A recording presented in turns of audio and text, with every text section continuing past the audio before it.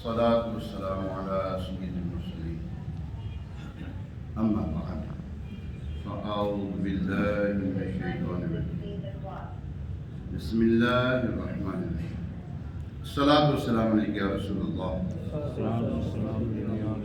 وعلى آلك وأصحابك يا حبيب الله. فرمان مصطفیٰ صلی اللہ تعالی علیہ وسلم فرمایا جو مجھ پر روز جمعہ درود شریف پڑھے گا میں قیامت کے دن اس کی شفاعت کروں گا. اللہ کریم ہمیں بھی کثرت کے ساتھ درود و سلام پڑھنے کی توفیق عطا فرمائے. جمعہ ہے، مغرب تک جمعہ چلتا رہے گا. جس نے ابھی تک درود پاک نہیں پڑھا تو کم از کم 200 مرتبہ تو پڑھ لیں. انشاءاللہ اس کی فضیلت یہ ہے کہ جو روز جمعہ 200 مرتبہ درود پاک پڑھے، فرمایا میں اس کے اللہ تبارک تعالیٰ اس کے 200 سال کی گناہ بخش دے گا. صلو علی الحبیب صلی اللہ تعالی علی محمد وعلی آلہ واصحابہ وسلم. بڑا مختصر سا آپ کی خدمت میں یہ حاضری لگانی، تشریف رکھیے گا ذرا. ایک بار سرکار بغداد حضور غوث پاک رحمۃ اللہ تعالی علیہ دریا کی طرف تشریف لے گئے. وہاں ایک بڑھیا کو دیکھا جو زاروں قطار رو رہی تھی. ایک مرید نے بارگاہ غوثیت میں عرض کی، یا مرشدی اس ضعیفہ کا اکلوتا خوب رو بیٹا تھا، بیچاری نے اس کی شادی رچائی. دولہا نکاح کر کے دلہن کو اسی دریا میں کشتی کے ذریعے اپنے گھر لا رہا تھا کہ کشتی الٹ گئی اور دولہا دلہن سمیت ساری بارات ڈوب گئی. اس واقعے کو آج 12 برس گزر چکے ہیں، مگر ماں کا جگر ہے، بیچاری کا غم جاتا نہیں.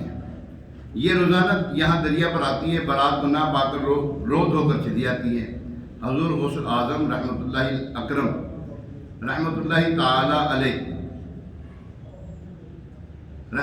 تعالی علیہ کو اس ضعیفہ یعنی بڑھیا پر بڑا ترس آیا. آپ رحمۃ اللہ تعالی علیہ نے اللہ کی بارگاہ میں دعا کے لیے ہاتھ اٹھا دیا. چند منٹوں تک کچھ بھی ظہور نہ ہوا.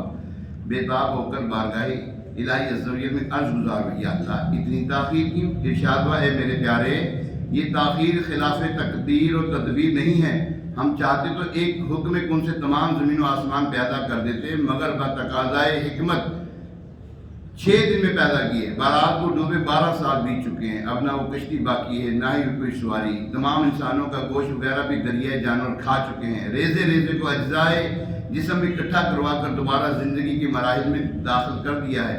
اب ان کے آمد کا وقت ہے. ابھی یہ کلام ختم نہ ہو چکا تھا کہ یکایک وہ کشتی اپنے تمام تر ساز و سامان کے ساتھ ماں دولہا دلہن براتی سطح آب پر نمودار ہو گئے اور چند ہی لمحوں میں کنارے آ لگی. تمام براتی سرکار بغداد حضور غوث پاک رضی اللہ تعالیٰ عنہ سے دعائیں لے کر خوشی خوشی اپنے گھر پہنچے. اس کرامت کو سن کر بے شمار کفار نے آ کر سیدنا غوث اعظم رحمۃ اللہ اکرم کے دست حق پرست پر اسلام بھی قبول کیا.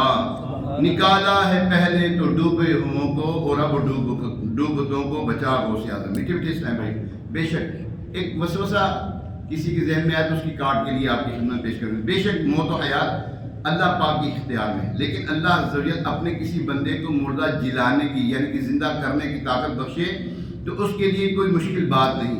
اور اللہ کی عطا سے کسی اور کو ہم مردہ زندہ کرنے والا تسلیم کریں تو اس سے ہمارے ایمان پر اثر کوئی نہیں پڑتا. اگر شیطان کی باتوں میں آ کر کسی نے اپنے ذہن میں بٹھا لیا کہ اللہ کے سوا کوئی مردہ زندہ کرنے کی طاقت ہی نہیں رکھتا تو یہ اس کا نظریہ یقیناً قرآن پاک کے حکم کے خلاف ہے. دیکھیے قرآن پاک حضرت سیدنا عیسیٰ علیہ السلام کے مریضوں کو شفا دینے، مردے زندہ کرنے کی طاقت کا صاف صاف اعلان کر رہا ہے. چنانچہ پارہ 3 سورہ آل عمران کی آیت نمبر 49 میں حضرت سیدنا عیسیٰ علیہ السلام کا ارشاد نقل کیا گیا ہے. ترجمہ قرآن کنز ایمان. قرآن پاک کی آیت کا ترجمہ پیش کرنے لگا ہوں. فرمایا میں شفا دیتا ہوں مادر ذات اندھوں اور سفید داغ والے یعنی کوڑی کو اور مردے جلاتا ہوں اللہ کے حکم سے. دیکھیں قرآن پاک نے واضح طور پہ ارشاد فرما دیا. امید ہے کہ شیطان کا وسوسہ جو ڈلا ہوگا وہ وسوسہ جڑ سے کٹ چکا ہوگا، کیونکہ مسلمان کا قرآن پاک پر ایمان ہوتا ہے اور وہ حکم قرآن کریم کے خلاف کوئی دلیل تسلیم نہیں کرتا. بہرحال اللہ پاک اپنے مقبول بندوں کو طرح طرح کے اختیارات سے نوازتا ہے اور عطائے خداوندی ان سے ایسی باتیں صادر ہوتی ہیں جو عقل انسانی کی بلندیوں سے ورا الورا ہوتی ہیں. یقیناً اہل اللہ کے تصرفات اور اختیارات کی بلندی کو دنیا والوں کی پرواز عقل چھو بھی نہیں سکتی.